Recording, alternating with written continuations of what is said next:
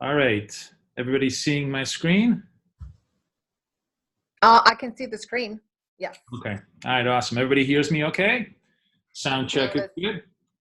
Sound is fine on my end. Guys, can you give us a heads up? Can you please type a 1 in the chat box if you can hear Boris? All right. Hey, sounds good. Everybody's It's awesome to have you here. I am so glad to be here, guys. Hi, everybody. I am Boris Schlossberg, bkforex.com. Some of you may see me on CNBC every week talking stocks, which I have no idea why I do that. My wife is a hedge fund manager. She's the one who actually trades stocks, but somehow I started out on CNBC as a macro analyst, and somehow the producers just wanted me to start talking stocks. So I do talk stocks on CNBC, but in real life, I actually trade FX. But regardless of whether you trade stocks, you trade FX, you trade futures, I trade every single day. And there is just so much BS misinformation about trading, in my opinion, floating on all these webinars and all these YouTube videos that I see, that I decided I got really fed up with it. This summer, I put together this presentation called 7 Lies of Trading. And I wanted to share this with you because this comes from the only school that matters, the school of hard knocks. I've traded literally, I think, almost every single market you can think of. I started out in equities like in the 90s. No, in the 80s, God, with Drexel Burnham Lambert. I then traded, well, you know, I obviously tried, you know, I traded the internet boom. Then I moved over and I traded options. Then I traded stock index futures. And eventually in the early aughts, in the early 2000s, I started trading FX and I've never looked back. I love FX. It's my favorite market to trade.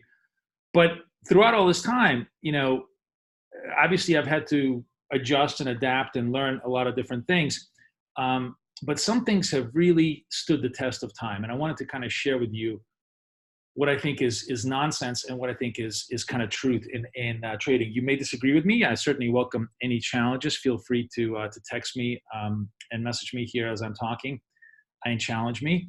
But I wanted to share with you at least some of my experiences from, as I said, from the School of Hard Knocks. So without much ado, let's talk about 7 lies of trading that everybody tells you that I think are really nonsense.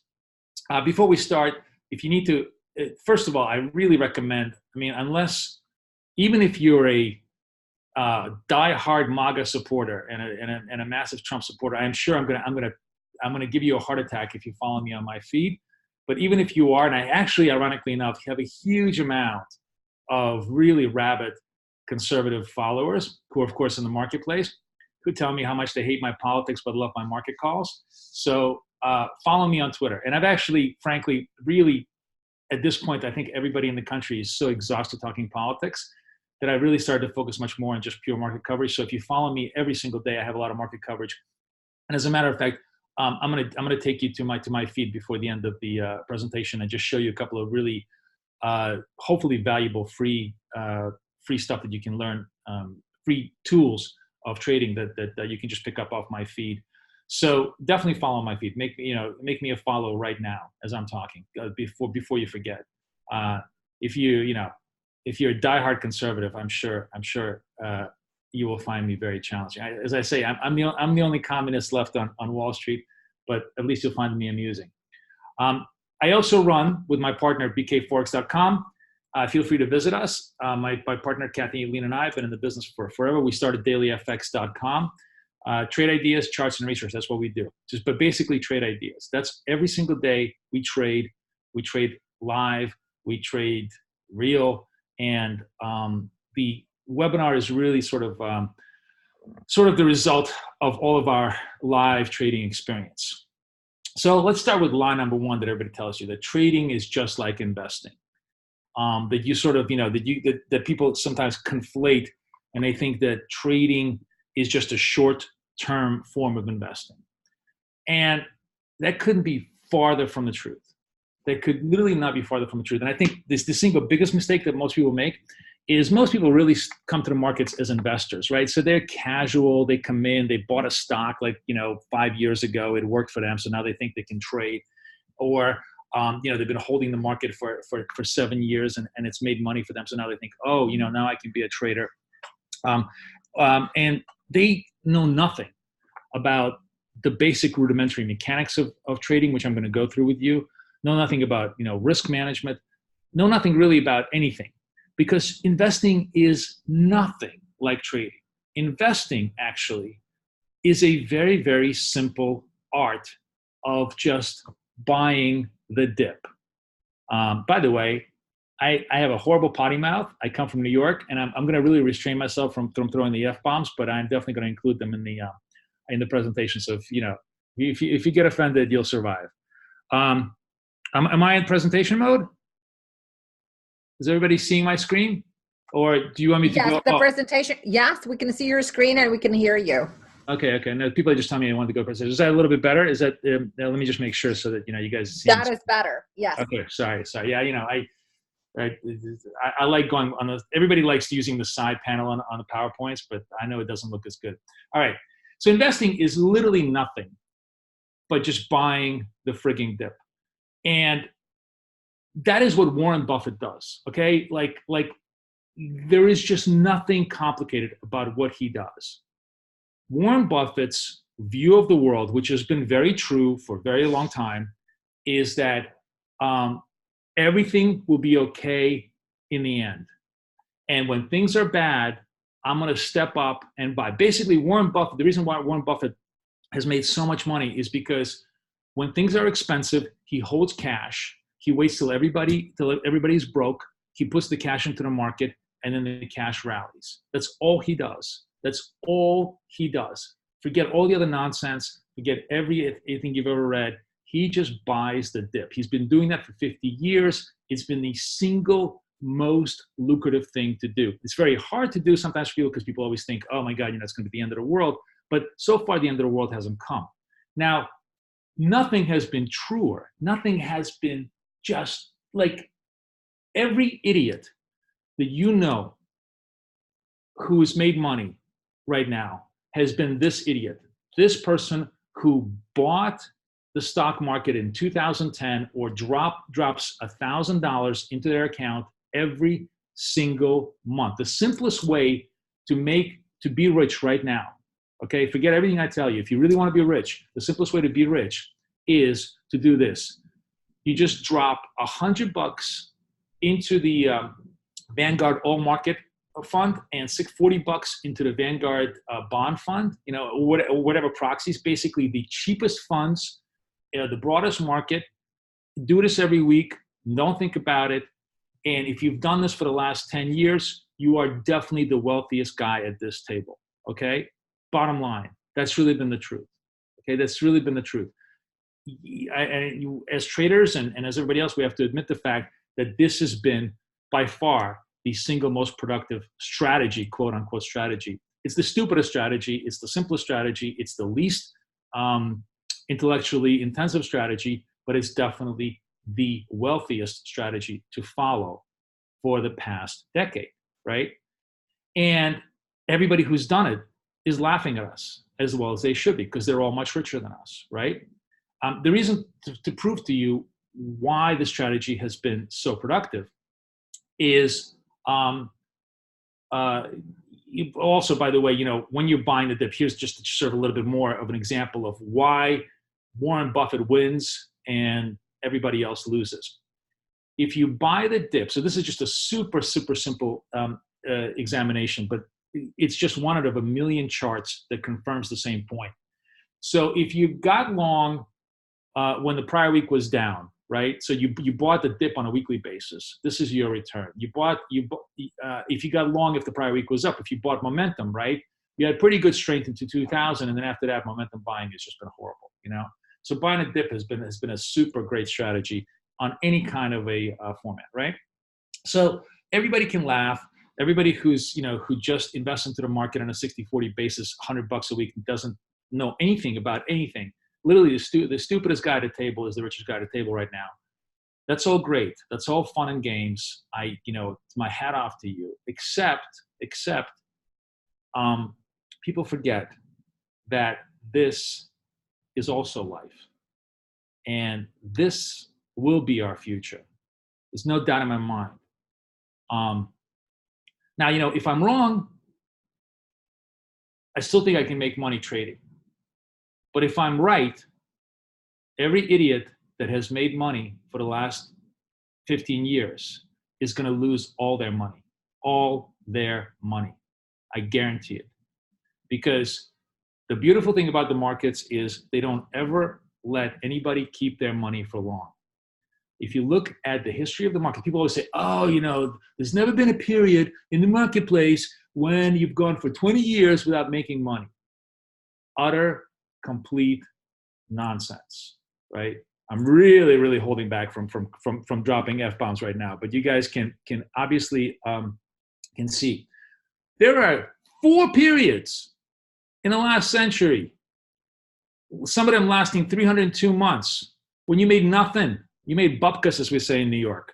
You made zero value. Imagine dropping $100 every single week for 25 years and seeing no return. It's for savings. I mean, the only upside to that is that, okay, you probably dropped $25,000 into your account, but you've never seen it grow. That promise of $25,000 turning into $1 million by the time you retire did not happen for anybody who started in 29 and retired in 54, right? And if you don't think that somebody who starts right now in 2019 and then tries to retire in 2044 could be looking at the same situation, then you really don't appreciate the power of history. I mean, look around us. We're living literally in kind of a tragicomic version of the 1930s, right? Like a Charlie Chaplin dictator version of 1930s. Is there any doubt that there will be some kind of a massive tectonic event that's going to depress the hell out of the markets for much longer than just a day or two, where the Fed is not going to be able to pump out money permanently to run asset prices? Regardless of how it goes, by the way, just for some of you to realize, people keep making this point on Twitter, but I think it's sort of really lost on most people. I'm actually curious, how much you think the market is up in the last 2 years? What do you think? Like text at me, or text in a box. Let's see if you guys can guess. 10%? Somebody give me just give me. Do I see their messages? Are they in my message in my chat box here? Let me see if you guys have any clues. Somebody chat me out. Tell me what you think the market is up. All right, that's Stacy. You're too smart. I'm not. I don't want that answer. I want the. What do you think the guy is? It 10%? I'm gonna give you choices. 10%, 20%, 5%. How much do you think the market is up in the last 2 years? Yeah, exactly. People are tweeting me 1%, 2%, but you guys are smart. That's why you're hanging out with me on Saturday, learning about trading. The market has done nothing for the last 2 years. And what this is, my friends, is a massive, ominous warning sign for much worse things to come. All right. Maybe I'm wrong, but the point is, if I'm wrong, I think the upside is minor. If I'm right, the downside is huge. So every idiot that's put money, all you see on the internet right now is buy an ETF, don't look at the market, and you're going to beat every hedge fund manager in the world. And that's been so true. And, when that becomes common wisdom is when that stops. That's the whole point. The market always punishes the most people at the most time, right? When somebody tells you they have the truth and the truth becomes common knowledge, that's exactly when the truth changes. The beauty of the markets is that the truth always turns into a lie. So we'll talk about that in a minute. Anyways, I'm going to leave this so it's seared into your memory, so that you the false optimism, all of you who think the markets will go forever, will destroy. By the way, let's play a little thought experiment. What do you think Warren Buffett would be if he started his investment business in 1929, and he or better yet, let's just say that Warren, what do you think Warren Buffett would be if he started his investment business in 1920, and he came to 1950? You think he'd be a billionaire, or you think he'd probably be bankrupt? So and this is nothing against Warren Buffett. I love Warren Buffett, but my point is, and he'll be the first one to tell you, he is a product of very lucky circumstances. Okay, not a Warren Buffett's great strategy is, I just try not to do stupid things, which is really true. His whole strategy is, I try not to be. The reason why he's so rich is because he doesn't do stupid things, but it's not because he does brilliant things. That's what I guess what I want you to understand. So the other thing is that people always love to tell you is, oh, trading is not gambling. It's not gambling. It's this intelligent macro analysis of markets and economic trends and proper strategy and so on and so forth. Please get honest. The number one rule of trading is to be honest with yourself, okay? Nobody lies to themselves more than we do, right? Nobody lies to each other. Nobody lies to themselves more than traders do. So let's be honest. Trading is 100% gambling. There's nothing wrong with gambling, as long as you can figure out how to put the odds on your side. The reason why people go, you don't want to conflate trading with gambling is because gambling, the way we think about it, is a completely manipulated market, right? I mean, every casino is a manipulated market. There is no chance for you to win in a casino unless you cheat, or you count cards, which casinos consider to be cheating. But the beautiful thing about the markets is that they're not casinos. They're open-ended systems. They don't get to set the rules. The rules are set by a whole bunch of different, it's not like there's just one casino with a president that says, no, I'm not going to take any bets more than $500 from you. The market will take as many bets as you want at any given time, and it's open-ended. And so if you understand that the reason why gambling is terrible and trading is not is because it's an open-ended system, but it still deals with the same probability issues as gambling does, then you're a lot more honest in how you approach the business. It's an interesting article by Aaron Brown, actually. Aaron Brown is I think he used to be a poker. Well, he's like an amateur poker player. I think he's a big hedge fund consultant.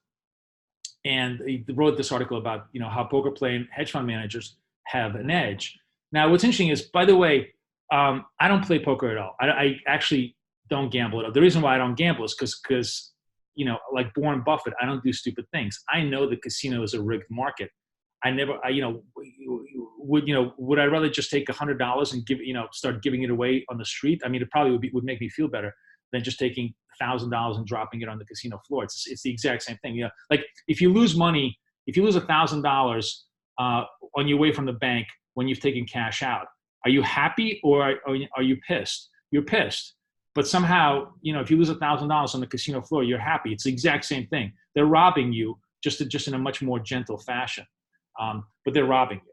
So you're just a volunteer to the robbery when you go into a casino. So I never gamble because I understand the game is rigged, and I really don't understand the rules of poker and so on and so forth. But I do appreciate one key insight about why poker playing hedge fund managers have an edge, and this is the interesting point. Well, we'll talk about this. Actually, we'll save that thought. We'll talk about this more later. So the second lie that everybody tells you is that discipline is what matters. You got to have discipline. You don't have discipline, you can't trade. I hear that the dirtiest word in trading, in my opinion, the stupidest word ever is discipline. Okay. And the reason why, listen, I love this meme. This used to go on Twitter all the time. If you can't control your emotions, you can't control your money. 5 rules of trading: never trade an emotion, never chase price, never stare a profit in the face, always sell greed, be patient, no FOMO, right? Okay, all those things, blah, blah, blah, blah, blah, blah, blah. There isn't a single person that listening to me right now nor a single person who's presenting to you right now who can follow those rules consistently. It's total, complete nonsense. We are not robots. And I'll talk about robots in a minute, but we are not robots. We have emotions. Emotions are actually biologically necessary for our survival. We're going to do every one of those things, which is why I see this all the time. And it almost like at this point, it's almost gotten to a point where I feel the pain. I see this all the time. And I wonder how many of you have had this experience where people go to me, I have like this period of 3 months where the account goes green and I'm trading really well and I'm doing all these things correctly. And then something happens, I get upset and I give everything back. And this happens over and over and over again. And I just don't know I just don't know why I can't control my discipline. I just don't know how why discipline is, why I can't do, trade well. Like how many of you, let's be honest, you know what? Yeah, okay, I'm really going to restrain myself. I was gonna use an analogy that every guy in this room understands, but like, everybody that I'm talking to right now, including everybody who's presenting, has blown an account, probably more than once, right? Probably more than once. So we have all done that thing, and that is a absolutely perfectly normal, perfectly human thing to do. You are never, ever going to stop doing it, okay? You're always going to blow accounts and do other things that are bad. And I'll explain to you why. But what I recommend, the point being is that if you understand that, if you're honest enough to understand that you're always going to make all these emotional mistakes, what I do to kind of control that is I have a bullshit account and a real account. And every time, like the first trade of the day, the first trade of a setup, the first trade of anything, always gets placed in the bullshit account, right? So what's the BS account? The BS account trades the absolute smallest tick size. So, like in FX, it's like literally a dime a pip or something. And what's the purpose of the BS account? It's actually very valuable. The purpose of it is, number one, of course, to release all that idiotic emotional intensity that you have inside of yourself.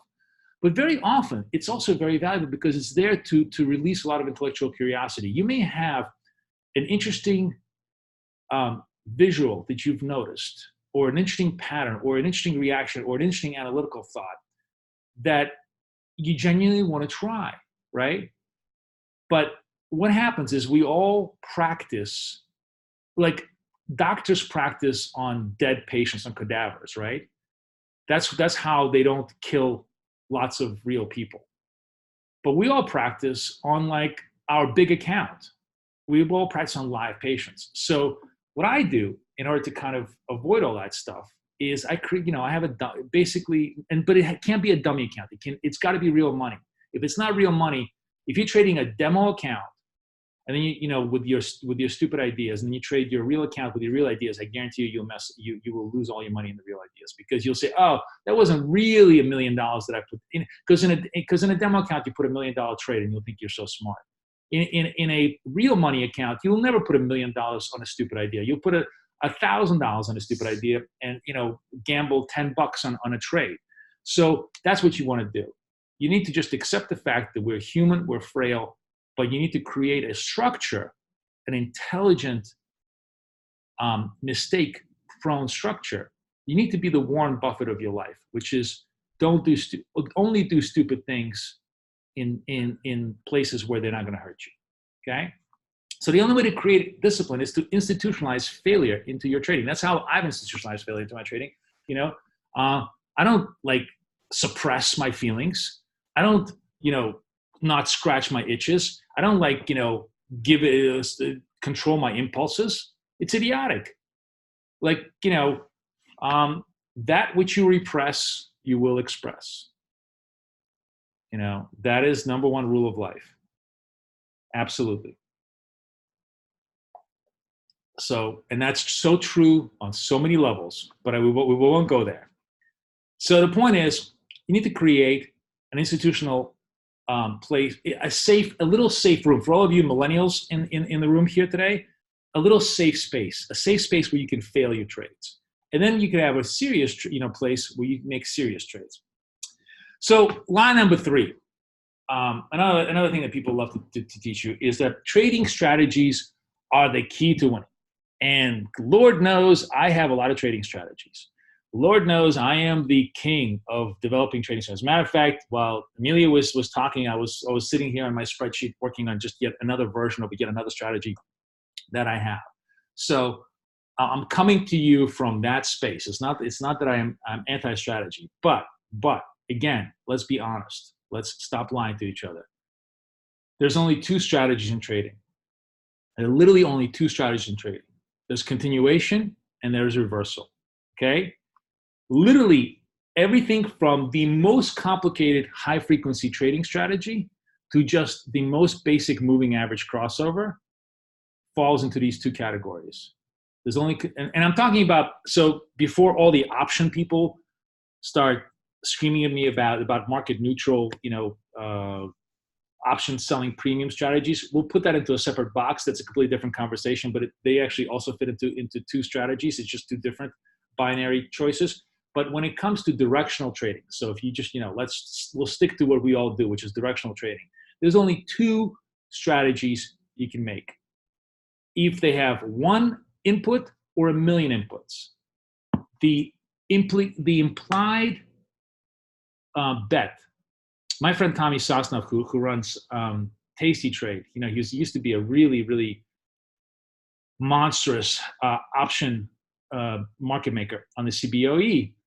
And like before he did Tasty Trade, before that, like when he first started, he used to always say to me, what's the implied bet? It doesn't matter, whatever trade you're making, what's the implied bet of your trade? Because every trade you're making has an implication inside of it. Like right, Amelia beforehand was talking to you about Kiwi Cat, right?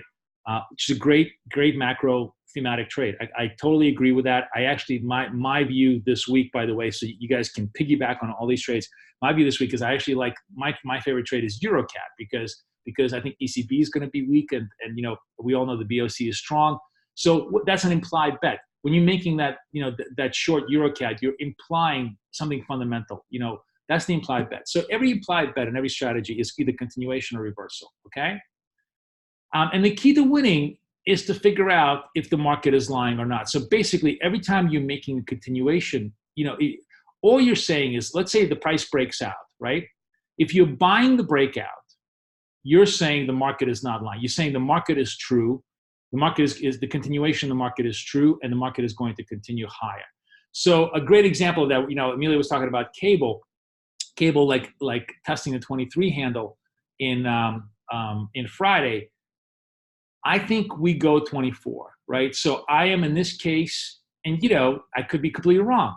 I'm going to believe the market is telling the truth. The market wants to see cable higher. We're going to try and squeeze it higher, and that there is still more juice left in the trade. But if you're on the opposite side of that, if you're selling 23s, if you're trading reversion, all you're implying is saying market is lying. Every trade is either a confirmation or rejection of the market reality. You either believing the market or you're not believing the market. That's all you are doing. That's every strategy that ever lived. So this is where the poker traders really come in. So if you think about the hedge fund managers that were good poker players, right?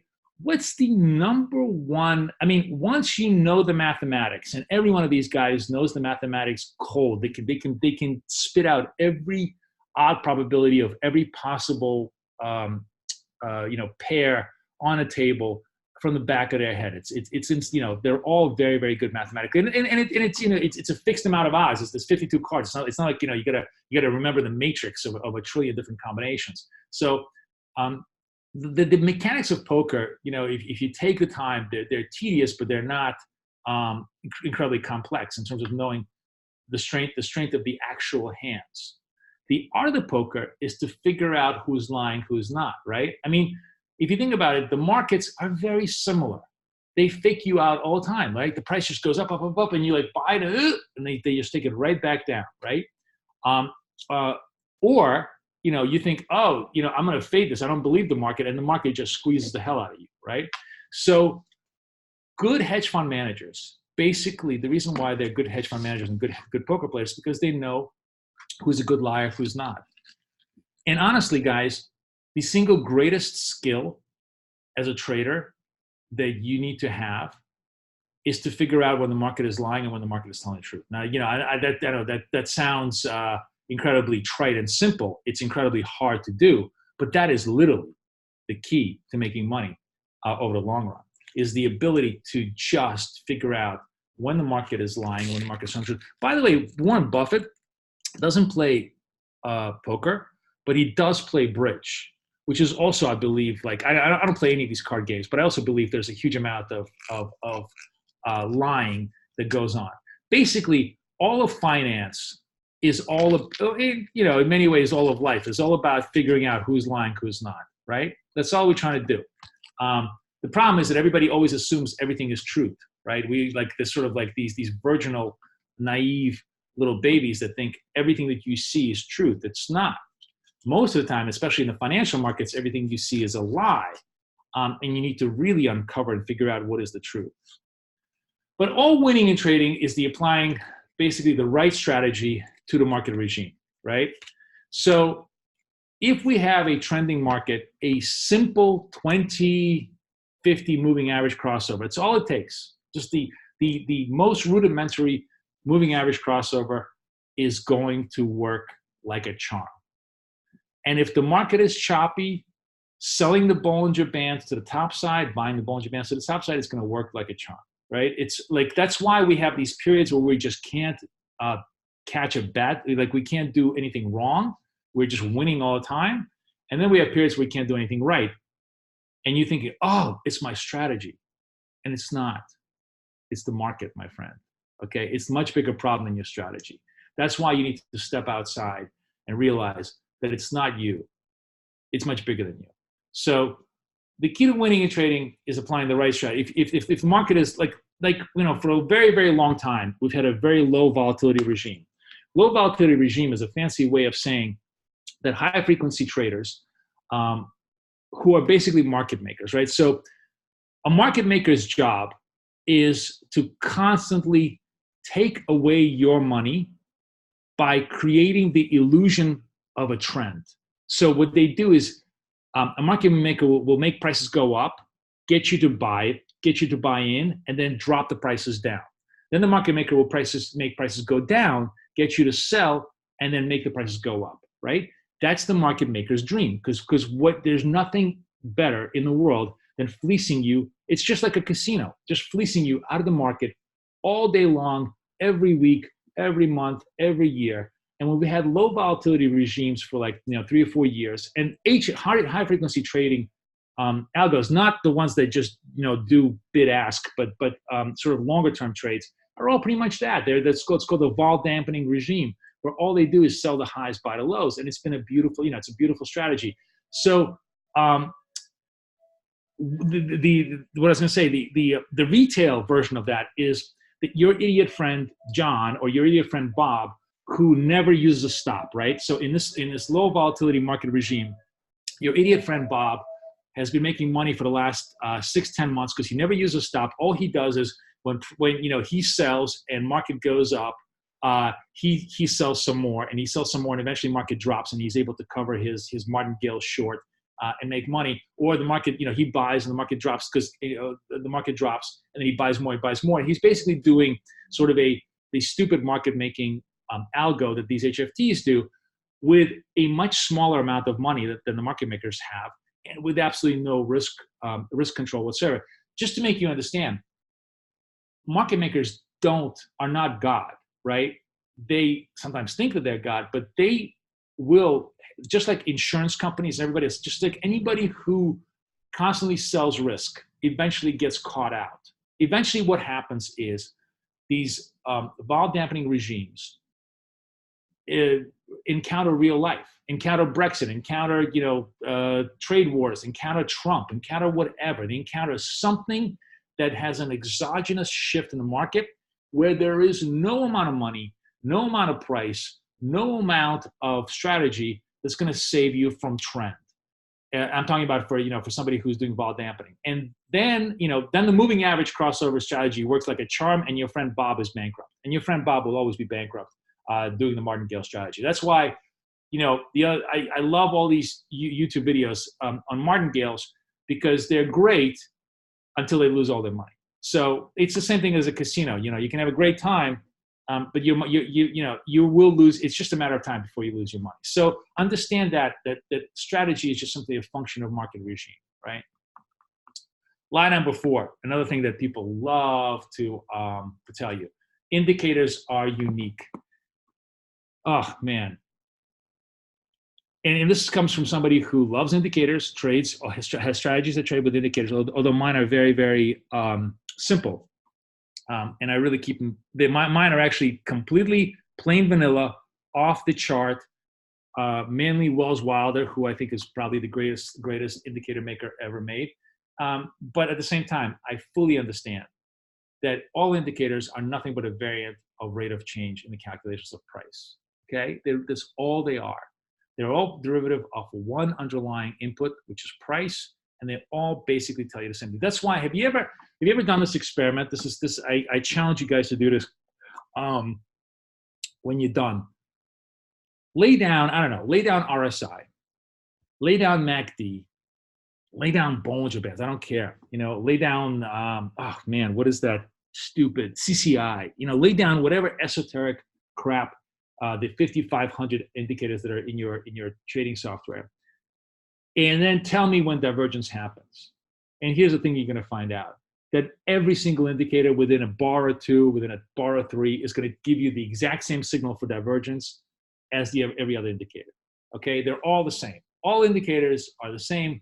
Divergence, by the way, is complete nonsense, and you need to just completely get over the fact that you have something unique and special that is the holy grail of life. They all generate the exact same signals. That's why, a lot of times, I have a lot of friends, of course, in the business, and they use different strategies.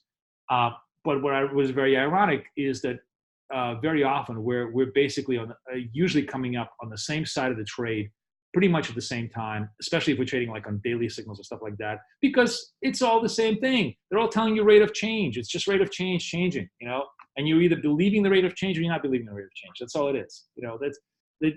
It's far more simple than you think. Now, this is literally a religious war. I think this war is probably as intense as the MAGA war, which is what should you trade? Just technicals or just fundamentals? What matters more in the marketplace, right? So the answer, in my personal opinion, of course, the answer is neither. You have to have both. But what I really, really despise, and this is where I think every single retail trader who believes this fails. I've never met a retail trader who succeeds who believes this. Or at least who's honest enough to, because a lot of people tell me this, but then I probe them and they're like closet fundamentalists. So the biggest lie in trading actually is I never look at news. I don't care about news. All I do is trade price, right?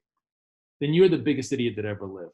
You're literally the guy who puts a blindfold and walks in front of a New York City subway and says, I never trade anything I see. All I'm going to trade by is just what I hear. If I hear the whistle coming, then I'll jump out.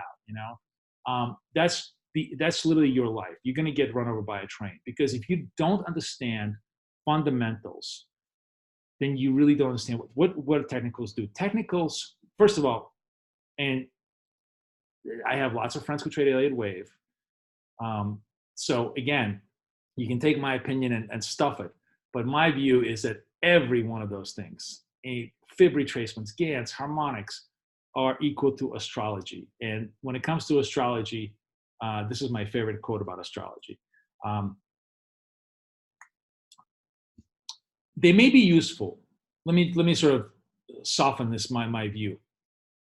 I think they're all nonsense, but as long as you don't take them seriously, they may be useful in just giving you the broader picture. And I think the reason why a lot of people kind of find value and actually find success out of a lot of this stuff is not because the stuff works, but because it's what they see out of it that helps them create a structure. But and candlestick patterns, in my opinion, actually are the most useful. Candlestick patterns to me are the most useful indicators as far as patterns go, because they're the ones that express emotion, right? They're the ones that compress emotion into a visual cue, right? There is infinitely more value in looking at a doji candle than there is at looking at fib retracements or other ways, because a doji candle tells you exactly what the sentiment of traders was in the marketplace at that point, right? But what I think people always put the cart before the horse. People think that technicals drive price. Technicals do not drive price at all, okay? Technicals reflect price. Technicals are yesterday's news reflected in today's charts, okay? And the way I know I can test all of you, right? The way I know I can test all of you is find me the single most bullish thing, most bullish pattern you see, right? And then let me take your account, lever it 100%, 100 to 1, and place your whole account 1 minute before the Fed meeting or before non-farm payrolls against the pattern that you see. Are you willing to take that bet? Because if you believe in technicals, then nothing should sway you from that bullish pattern. But of course you're not, because you're not an idiot, because you know. The point is that even if you tell me that technicals drive price, your actions, this is where I'm talking about lies versus truth, your actions actually really reveal you. They say that of course you're paying attention to the news. And of course you know that whatever bullish pattern you have, if the Fed comes out, let's say dollar yen is in a super bullish pattern, right? And then let's say Powell comes out and cuts rates by 100 basis points because, I don't know, he's afraid that we're in the middle of a brand new recession, whatever. It's just, it doesn't matter. The point is, if he does that, it doesn't matter what bullish pattern you have. It's going to eviscerate your charts, and you know it. And so my point is, stop treating technicals like they're sacrosanct.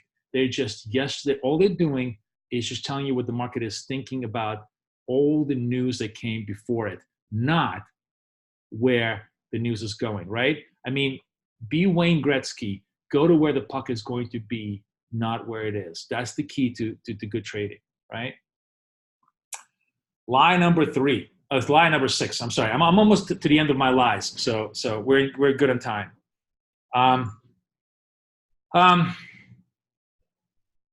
Automated trading will make you money, right? So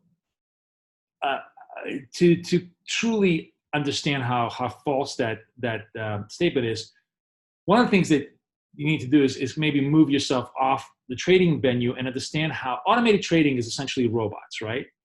And the problem with robots in other areas of life is that they're incredibly great at 99.9% of the things that we do, which is great for all the tedious day-to-day stuff that we do, but terrible for that 1/10 of 1% when it really matters. So in Tesla, when they were using Navigate on autopilot, basically the feature cut off cars that are leaving enough space, even past other cars in ways that violate state laws, blah, blah, blah, blah. As a result, the driver often have to prevent the system from making poor decisions. So that's going to improve. It's going to improve. I mean, I'm not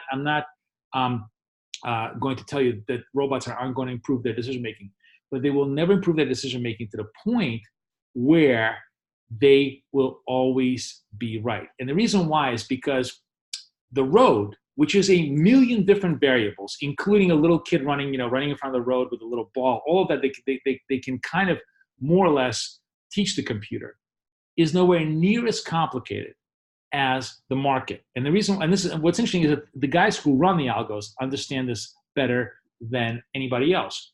The really, really smart guys in AI really understand that the reason why you can't robotize the market, you can't make it fully automatic, is because of lying, right?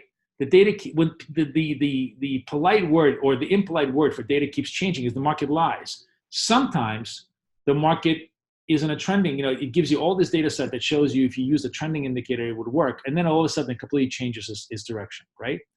In FX, I always give this really good example. So in FX, higher interest rates generally mean stronger currency, right? Stronger currency. So Canadian dollar, good example. So Canadian dollar generally has pretty high interest rates, one of the highest interest rates in G20 now, and therefore a lot of people like the loonie, and it looks like it made fresh lows, and so it's a natural flow of capital to the highest yield possible, right? And generally, the basic rule of the market is the higher the interest rate, the more I'm going to give you money, right? Except here's the other part that everybody else forgets. To every trade, there's always a secondary component. There's what's called the counterparty component. What if your high interest rates was a lie? In other words, you offered a high interest rate, but you had zero intention of actually paying me back money. Welcome to Argentina. Welcome to Argentinian peso. Argentinian peso, if you follow the rules of carry trading in FX, should be the strongest currency in the FX world. And it's actually the weakest. You could literally pay me 100% interest rate, and nobody will buy the Argentinian peso because they don't believe they'll ever pay a penny back, right? So there's always two components to the contract. There's what you offer, and there's what you can deliver. And that's the beauty of the financial markets. The financial markets always lie about what you can deliver. They're always lying. Sometimes they're lying intentionally, sometimes lying unintentionally. But the fact that they lie, that it's not like physics, where if you put out hydrogen and oxygen, you're going to get whatever chemical composition comes out. It's not like physics where if you drop something, gravity is always going to bring it down. Mother Nature doesn't lie on a Newtonian level. It really lies a lot, I guess, on a quantum level. But the level that we interact on, the level that we see, Mother Nature doesn't lie. That's the reason why we all survive. That's the reason for science. Science is basically the truth, is the art of discovering the truth of nature, right? But human beings lie all the time, which is why AI is just impossible to apply to the market. So edge comes from nuance. And the more complexity you have, the more mistakes you have, right? So I'm running a little bit out of time, and I want to get you to sort of a couple of ideas that I want to share with you. So I'll move on. This is my final lie, and I want to kind of run you through it. So the biggest lie that you guys are always taught is that you can't win unless you trade with a 2-to-1 risk-reward ratio, right? Now, I appreciate that. I mean, I respect the fact that you want to have a positive risk-reward ratio, because that sounds like it's a really like an intelligent idea. But in reality, if you test to me, this is the greatest lie ever. Greatest lie ever given. I haven't traded with a positive risk-reward ratio in like 15 years, literally. I don't think I've ever made a trade where my risk was smaller than my reward in the last 15 years, and the reason why is because, and I'm sure a lot of you who've tried this 1,000 times have like, why does this not work? Everybody tells me I should be doing this, and yet it doesn't work. And that's because the market is not an idiot. The market loves it when you believe the stupidity that it teaches you. Because the truth of the matter is, if you backtest almost every strategy which has a 2-to-1 risk-reward ratio, it's actually profitable only 25% of the time. It sometimes it's profitable as little as 15% of the time. So do the math, and you understand that essentially it's almost always unprofitable. To me, that's the ultimate casino lie of the market. The 2-to-1 is what everybody teaches you in how to lose, how to make sure that you're always going to lose in the marketplace. Because they know there's nobody in the marketplace over 100 trade sample is going to give you $2 for every dollar you risk, right? Yeah, maybe 1 out of 100 trades are going to give you $2 for every dollar risk. Maybe 2 out of 100 trades, but they're never going to give you 40, 50 opportunities of $2 for every dollar you make. It's too efficient. Like, how stupid do you think are the people opposite you? They're not going to give you money for free. So this is the greatest lie to me, and I think this is the greatest thing. 2-to-1 trade is basically a lottery ticket. But there is a way to capture part of that idea, and this is the only way that I know how to capture it, if you're trading for real. And it's basically what we call the short exit, long exit strategy. My partner, Kathy, does this on every single trade she does. She did 476, something like that, 476, maybe 475 pips in the month of August. Okay, so it's 500 pips, 5% cash on cash. Every single trade was negative risk reward. Every single trade was negative risk reward. But the reason why she was able to bank pips was because of this strategy: short exit, long exit. So what is this? So in order to understand that, we need to understand what is the concept of R, which is a very simple concept, basically. R is just simply risk, right? R is how much you're gonna risk on your trade. So let's imagine we're gonna risk 30 pips on our trade. Our R is 30.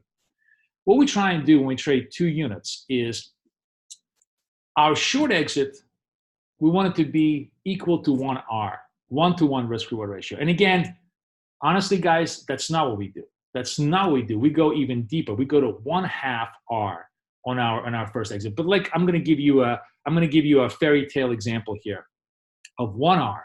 Short exit, first unit is 1 hour. We move the stop to break even, and the long exit, which is the really big exit that you're trying to milk, is 2 R. So the only way you can ever make 2 times your money is on that small sliver of examples when you've already broken even on the first half. So if 52% of the time you win on the exit 1, 28% of the time, like a quarter of the time, just 1/4 of the time you win on exit 2, right? You're actually 12 R per 100 trades, okay? 12 R means that for 100 trades, remember each R is worth 30 pips. That's 360 pips. That's great returns. That's great returns for a trader. Okay, I know you may think that that's not great, but my friend, I dare you to show me 100 trades of yours that at the end of 100 trades where you're up anything, much less up almost 400 pips on your trades, right? Another example where you win even less than 50 on the first time, but 32 on the second time, you're still 8 R on the example, right? Let me see. And here's Nirvana. Nirvana is where you just mildly positive on your first exit, and only win about 1/3 of your second exit, and then you're monstrous. You are literally, this is hedge fund superstar heaven if you're at 35 R for every 100 trades. Those are, by the way, guys, I'm happy to share this with you. All you got to do is just email me, contact@bkforex.com. Contact@bkforex.com. Just email me, and I'm happy to PDF this to you, so you guys can download this. Okay. So I got about 8 minutes. Let's give you my takeaways for real life trading after we discussed all the various lies.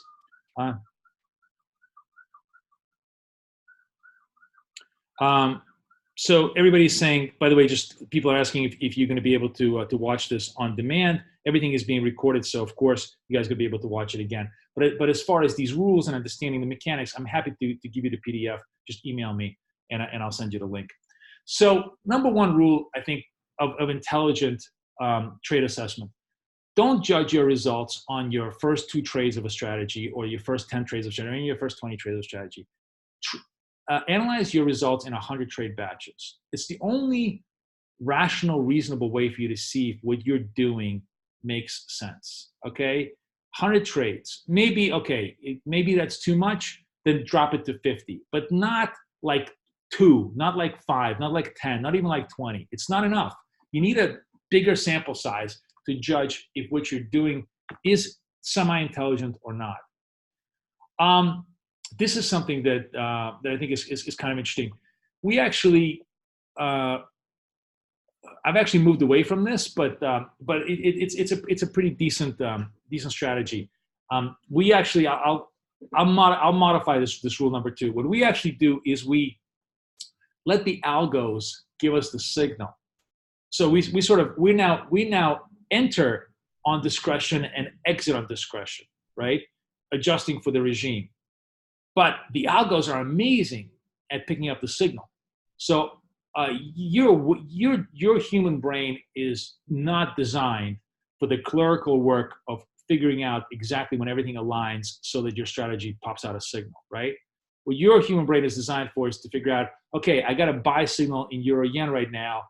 Is that a halfway intelligent trade given, everything, given the fact that it's 5 minutes in front of non-farm payrolls or that it's 5 minutes in front of Powell? Yes, no, go green, go red, kind of a thing.